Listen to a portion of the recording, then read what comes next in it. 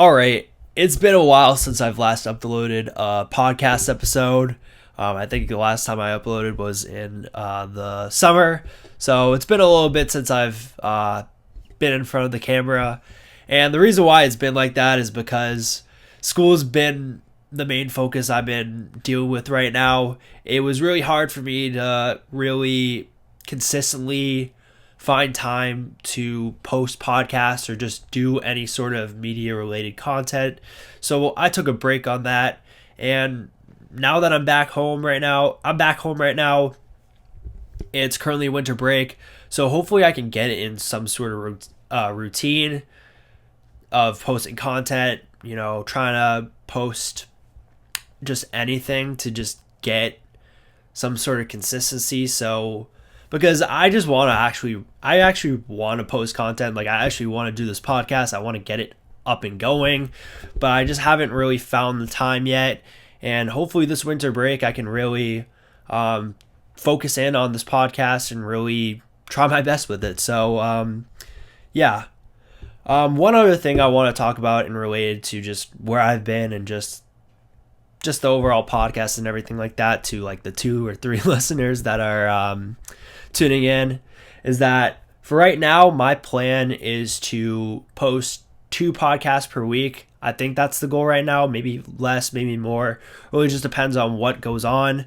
But right now, the idea that I have is for each week, I'll have 2 podcasts. One where I talk about Boston related stuff, mostly just Bruins, Celtics, Patriots, and Red Sox. And then the other podcast that I would upload is just general sports unrelated to Boston sports. So just anything that I feel like I can create a good podcast for. I'll, string like 4 or 5 topics that I want to talk about and just add them into a podcast. So, yeah, that's kind of the idea I have, but I'm not going to waste anyone's time. Let's just get right into it. This podcast, I mostly want to just talk about the Red Sox offseason right now, and honestly just go and recap how the Red Sox have improved in 2024 after looking really not well a year ago today. Like 1 year ago today, the Red Sox were just, I don't even know, like, obviously it's not perfect going on with the Red Sox right now, but the perception of this team compared to a year ago is just far different. Like 1 year ago, we had John Henry, owner of the Red Sox, not wanting to spend a single dime. Like the Red Sox first off, they just fired Chaim Bloom. They're bringing in Craig Breslow for a new GM role, and yeah, there was just not a lot of moves going on. The main additions that we had were Tyler O'Neill, which we traded for, and then Lucas Giolito, who tore his UCL in spring training, so we basically only had Tyler O'Neill as far as options, and then also what was his name, Liam Hendricks, who didn't even play the entire year as he was dealing with cancer. But regardless, this team still improved in 2024, and they got better. I mean, we saw guys like Jarren Duran really step up. This team got a lot younger, and it just became a lot more fun baseball, despite them having an 81-81 record. So, yeah, and along with that, the Red Sox now have one of the best farm systems in MLB, keeping on to the guys. I know, especially during the trade deadline this year, a lot of Red Sox fans wanted to make some sort of push and make some sort of run going into the postseason. And I understand it. Obviously, playoff baseball is a great thing to have for any franchise. But I mean, considering I watched a lot of Red Sox games last year, even if this team made the playoffs, they were not going to make any noise. I'm sorry. Like, no chance in hell they were better than the Royals. Like, any single team that was in the postseason last year in the American League was going to steamroll this team in a best of 3 series. That was just my opinion. But overall, I'm glad that they bought in a little bit during the trade deadline, getting a couple relievers who did terrible for the Red Sox, and who was it? Luis Garcia and Chase Sims. They were not fun, and also Danny Jansen. But Danny Jansen actually did pretty well for the Red Sox, despite him not really being much for them. But anyways, yeah, overall, I don't want to get too far in depth with the season, but overall, I'm just happy with where the Red Sox are becoming.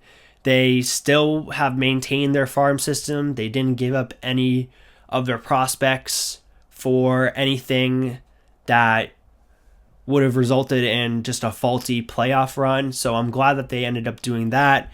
And I'm glad that they're using their prospects in a trade for a guy like Garrett Crochet. So that's exactly why this is great, because Garrett Crochet is an amazing starter for the Red Sox. He's going to be their ace right now, and I'm really happy that the Red Sox are pushing their chips and they're actually showing that they want to contend after 2 seasons where they really kind of just sat on their hands and didn't really do much.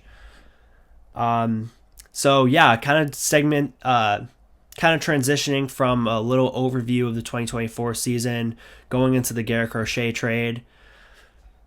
My thoughts on the trade: I like it for the Red Sox. However, I'm a little bit pessimistic as to how this trade could possibly go. Obviously, getting a guy like Garrett Crochet, it's amazing. Like, Garrett Crochet had an amazing season in his first start, in his first season where he actually was a starter. Over the past 3 years since he's gone up, which one thing is interesting though, there hasn't been a lot of MLB players that have kind of never played a minor league or never played in the minor leagues and just went up to the major leagues after being drafted. Garrett Crochet is one of those rare players that have done that, which I found really interesting. As soon as he got drafted in 2021, he was in the bullpen for the White Sox, which I found really interesting, and it goes to show how talented that team, or how talented Garrett Crochet is, especially with that White Sox bullpen in 2021. Michael Kopech, Liam Hendricks, I'm missing one more, Craig Kimbrell, like that was one hell of a bullpen. And now the White Sox absolutely suck. So how the tides have changed.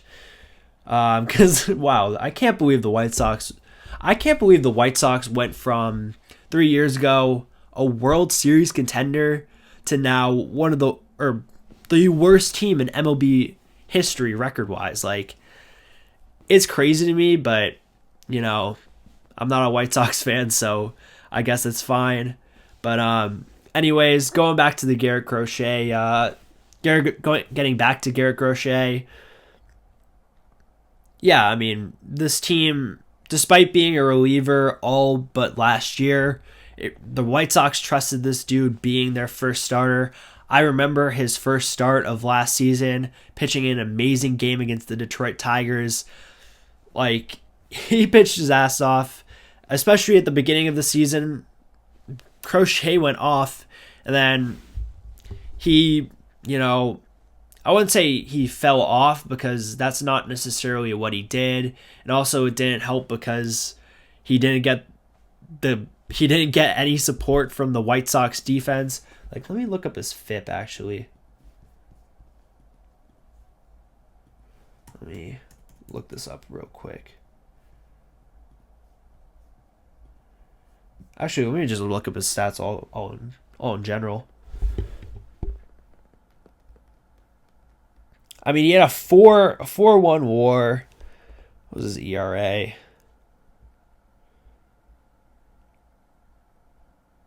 Jeez. 3.58 ERA, which honestly, considering it's with the White Sox, that is not bad whatsoever. Like, that's fine. What was his FIP was a 2.69, which honestly, yeah, that's great. It just goes to show that the White Sox defense absolutely sucked. His WHIP was a 1.068. Like, if this dude wasn't playing on the White Sox, he would be a Cy Young contender. And especially at the end at the latter half of the season, Garrett Crochet wanted to keep his arm healthy. He didn't want to pitch for a White Sox team that sucked and, waste his arm for nothing pretty much. So honestly, that's a great move for great move for Crochet. Smart decision because, again, he was gonna play meaningless baseball at that point. And yeah, it's great now because. It's great for the White Sox now because they got three great prospects in this trade back for a guy that has no interest in playing. I wouldn't say no interest in playing for his team, but for a guy that you need to trade. So I feel like this is a great trade for the White Sox, getting the prospects that the Red Sox were willing to give up, and the Red Sox honestly didn't need those projects besides Kyle Teal, in my opinion, which it just goes to show that they aren't. Well, I don't know. I'll kind of go a little bit into the opinions of Kyle Teal a little bit later, but I just think this is a great trade back for the White Sox, getting the three prospects that they got for a guy that they don't need anymore. I kind of repeated that, but regardless.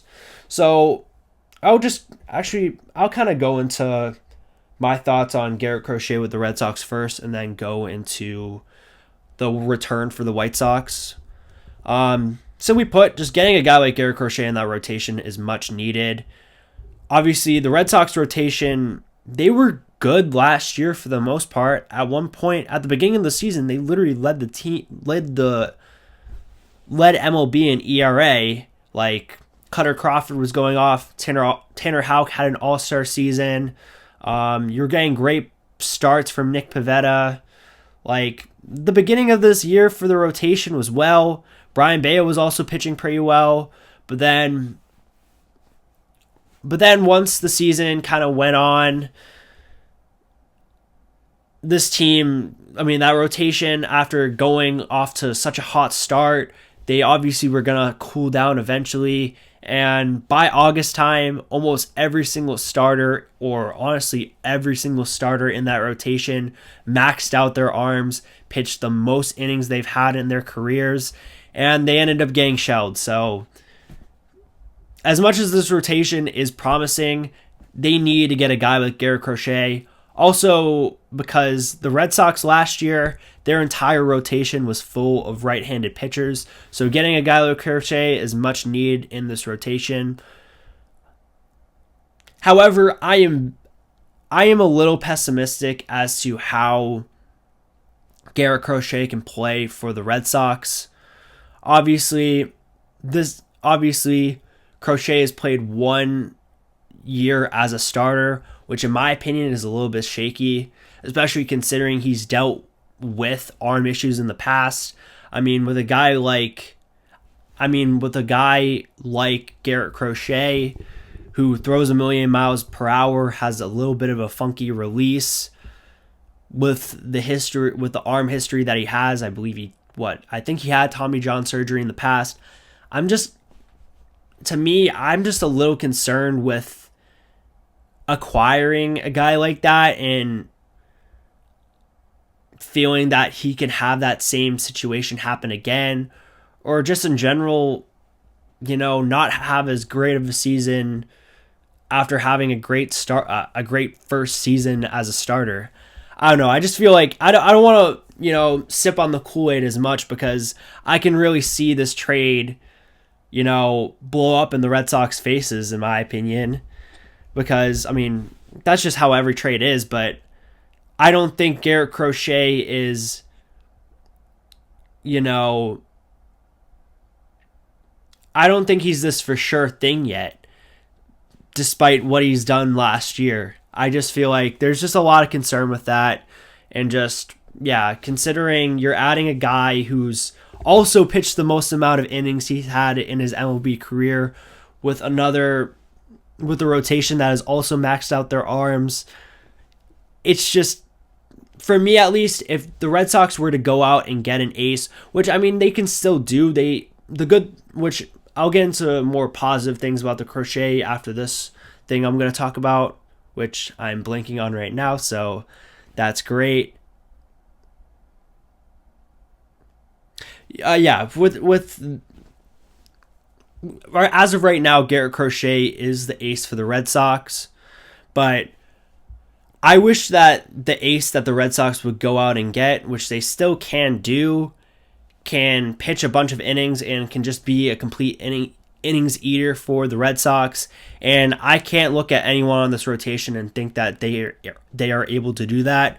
So I just feel like despite getting a guy like Crochet, I think that this rotation still has a lot to work on. But the good thing about this Crochet trade too is that we are not paying Crochet any money at all. I mean, we have team control of Crochet for the 2025 season and also the 2026 season. So we have some team control before we actually have to pay him the big bucks. So that's a great thing, and that can also mean that we can still spend right now. You know, as of me recording this episode, Corbin Burns is still out there. I know we're in the hunt to get him. I know we were also in the hunt to get the lefty out of Atlanta that just went to the Braves. I always blank on these guys once I record the video and the camera's right in front of me. Oh my God. Yankees might acquire Christian Walker. That's actually interesting. Regardless, whatever. I know that they were in the market for him, and then he ended up signing with the Braves or the Yankees, and then soon after, that's when the Red Sox were like, all right, we're done with this free agency bullshit. Let's go and get a for sure guy that we can trade for. And still, the Red Sox are still able to make trades too, or they're still able to make some signings still, which is great for them. But just overall, kind of just recapping everything that I've talked about, this is a great move. I like the move for the Red Sox. I think this is a good move. However, there's definitely a lot of things to be concerned of. For example, the arm passed, or I guess the arm injury passed. Just only having one season of being a legitimate starter. There's just a few things that I'm concerned with for Crochet that can lead this trade to not turn out well. But regardless, this is a trade that the Red Sox definitely need to do. And I think that Crochet can succeed in a Boston uniform. As for what the White Sox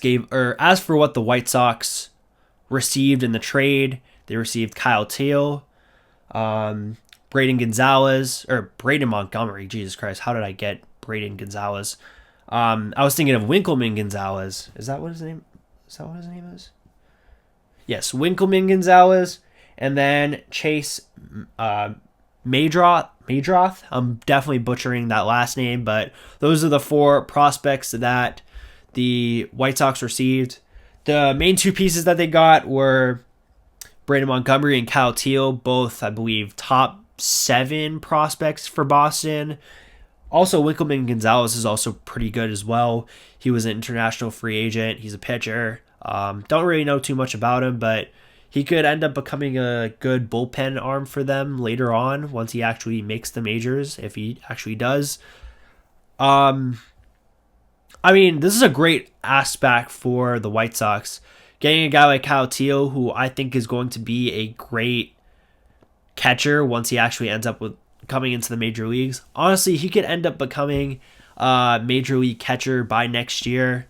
It seems like the White Sox are really high on him, considering they just acquired a catching prospect, I believe, last year. I know that they have a top catcher in their farm system that's actually doing well. I forget the name exactly, but it seems like they are also pretty high on Kyle Teal.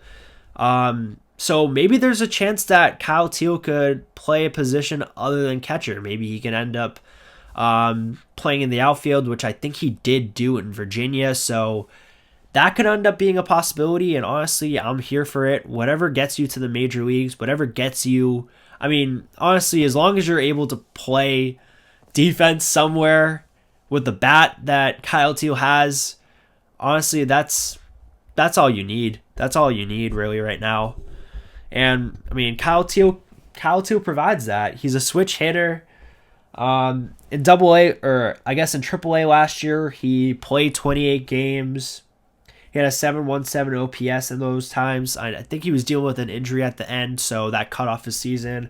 But in Double A, he played well. Let me see. Yeah, OPS of 852. What else? What was his batting average? Batting average of 299. What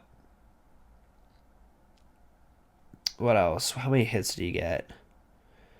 97 hits, 20 doubles, 11 home runs. Like, the guy is showing potential as a hitter. I mean, with the stats that I've just read to you in Double A. So, what was his WAR too? Let's see what his WAR. I don't know if they actually record WAR in the minor leagues, but regardless, yeah, it seems he's the number 25 prospect. So that's a great return for him for the White Sox, along with Braden Montgomery, who I'm very high on, especially watching or for the prospects or for the players in the first round that were drafted. I was really high on Braden Montgomery. I thought he was at least a top 5 prospect in the draft. I think he slid a little bit because he had injury concerns and things like that. But Braden Montgomery he's got to be a stud in the outfield. He's a hell of an athlete. He started out as a two-way player. He was both a pitcher and a hitter, so he had the Shohei. He had that Shohei. I want to compare him to Shohei, but he tried out the Shohei situation early on, and then he was at Stanford to start out with. I think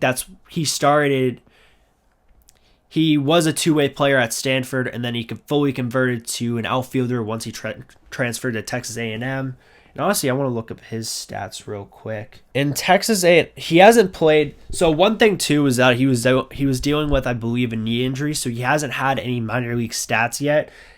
As far as I believe, he might have played a little bit, but regardless, with Texas A&M last year.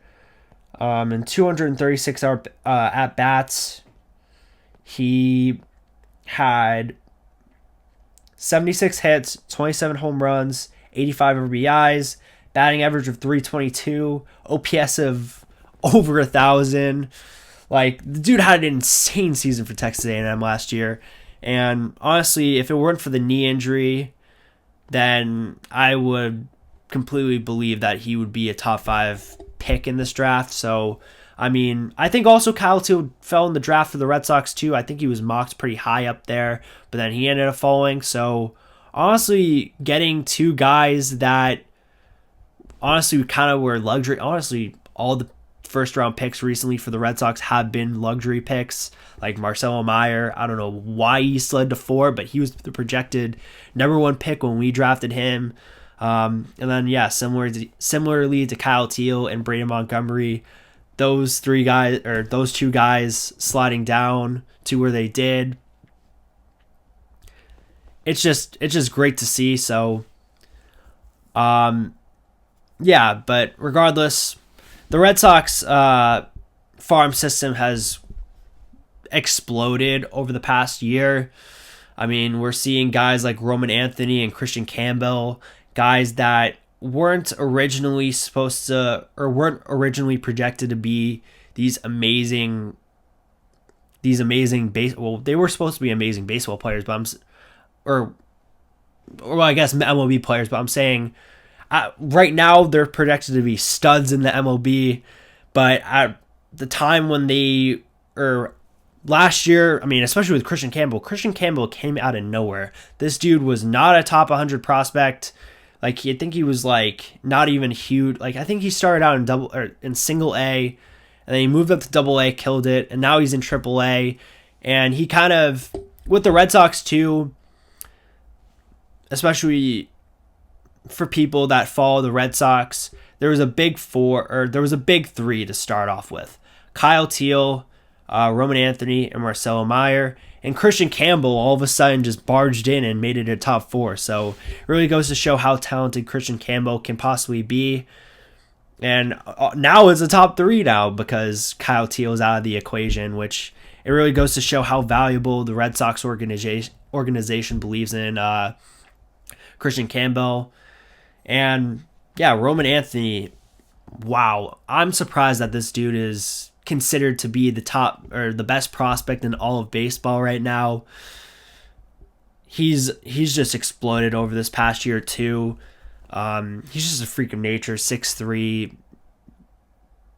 Just yeah, he's gonna be a beast once he ends up becoming a Boston Red Sox. And then Marcelo Meyer, I know he's dealing with injuries, and a lot of people are doubting him, but he's going to be the shortstop of the future for the Red Sox. Like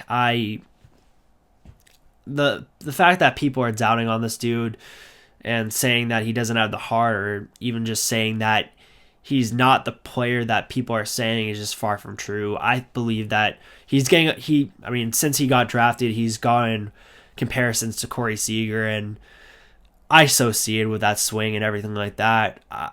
I can't see a world in which this dude isn't going to be a great player.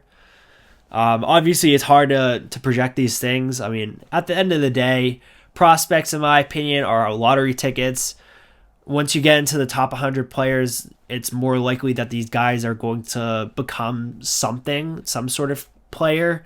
But honestly, yeah, like, it's funny because 7 years ago, especially with this trade, it seems like deja vu because Chris Sale was a ace for the White Sox, who ended up getting traded for the Red Sox for 2 top prospects, that being Juan Moncada and Michael Kopech. Juan Moncada was the number 1 prospect in baseball during that time, and Michael Kopech was also considered to be a stud. And I'm not trying to diss on Moncada because he's had a good MLB career, but he hasn't lived up to the top prospect hype. Kopech is also, I guess, not lived up to the hype either, but he's been an effective bullpen piece for the White Sox and also the Dodgers, who now he has a ring, so congratulations to him. And I know also when he was coming up in the White Sox system, he was dealing with cancer, so shout out to him for really recovering from that and just doing well. So yeah, but it just goes to show that these trades, especially when you're dealing with prospects, you never really know what you're going to get. So it's all just speculations. It's all just, hype and just things like, and I wouldn't say hype because these guys deserve the prospects, being top 100 prospects and everything like that. They deserve these rankings behind them, but we don't know until these guys actually end up becoming major league players. So it's all just speculations, but regardless, as a White Sox fan, you should be happy getting guys like Kyle Teal and Brandon Montgomery for a guy that has no interest in, I wouldn't say no interest in being in your team, but there's no plans of a guy like Crochet being a part of your future. So it's great to trade this guy now when his trade interest is as high as it will ever be, in my opinion. Possibly, but that's just my opinion right now. But yeah, I think this is a great win-win trade for the team. I think this trade could possibly not work out, but I think this is a trade that both sides need to make, and I'm happy. I'm just happy for the Red Sox. I think I will get a Garrett Crochet jersey. Not maybe a jersey, because I don't know if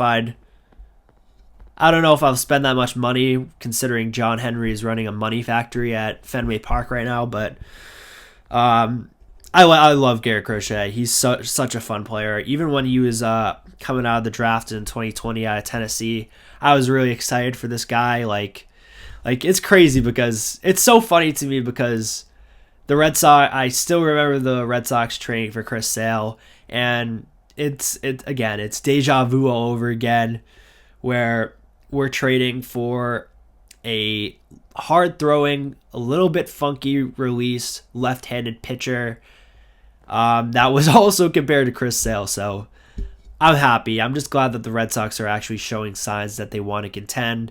and they still have money to spend. So I really want them to spend that money.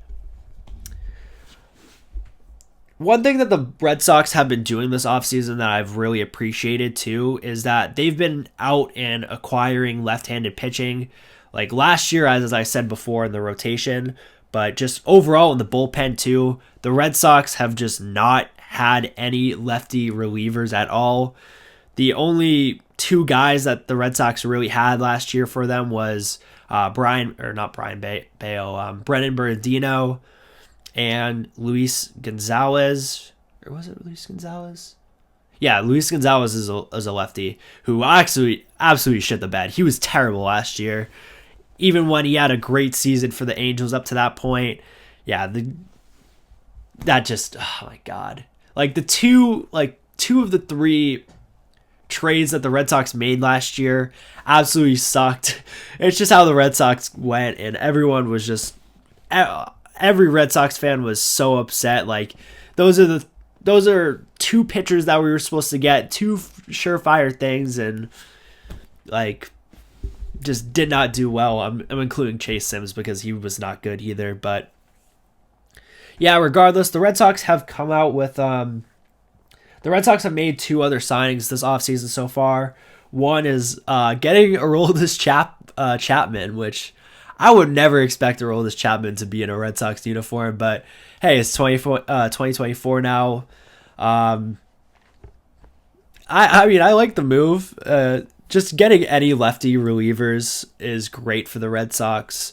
I don't know if he'll project to be their closer. I think he probably will close out games next year, but I'd prefer him to be in more of a setup or just any sort of reliever role. Honestly, next year, obviously we're not bringing back Kenley. Like, there's three names that could honestly close out games for the Red Sox next year, and honestly, having three guys to just close out games is great. Probably Garrett Whitlock. I honestly would prefer Garrett Whitlock to be in the rotation. He's dealt with injuries last year, and honestly, I don't think they've tried to work him into the rotation, and he's had great games as a starter, but I think he's just better off being a reliever in my opinion. So I think that he will. I don't know what they're gonna do yet, but I'd prefer him to be in the bullpen. They also got, as I said, Aroldis Chapman, who, even though he's up there in age, he's still throwing 100 miles per hour at the left side. Again, still past his prime, but any player is going to be scared shitless seeing 100 miles per hour coming from a left-handed reliever. So, yeah, I like the trade. Or I like the signing for that. And then also Liam Hendricks, who's came back from Tommy John. I know that he did not play last year, but I know that he was doing some rehab appearances last year in AAA, so he'll be in that bullpen next year for the Red Sox. So honestly, those three guys being probably the guys that are gonna close out games for the Red Sox, it's just great to have that variety and just have that versatility out there. The more relievers you have, the better relievers you have. I mean, especially in the postseason and everything like that, you really need a great bullpen. I'm gonna say it and say it again. Like, especially the past 3-4. Honestly, when was the best year the Red Sox have had a good? Like, when was the best year the Red Sox had for bullpen? Probably 2018, and their bullpen wasn't even that great in my opinion. But I mean, Craig Kimbrell. Sorry, I'm ranting, but the Red Sox have never had an outstanding bullpen. They've kind of it's just never been that strong. Probably even 2013. 2013 was probably their best bullpen, but yeah, they just needed to improve their bullpen. Their bullpen sucked last year, so I'm glad that they're improving like that. In that, they also added, what's his name too? They also added another former Cincinnati Red reliever in Justin Wilson, another left-handed pitcher. Let me look up his stats real quick.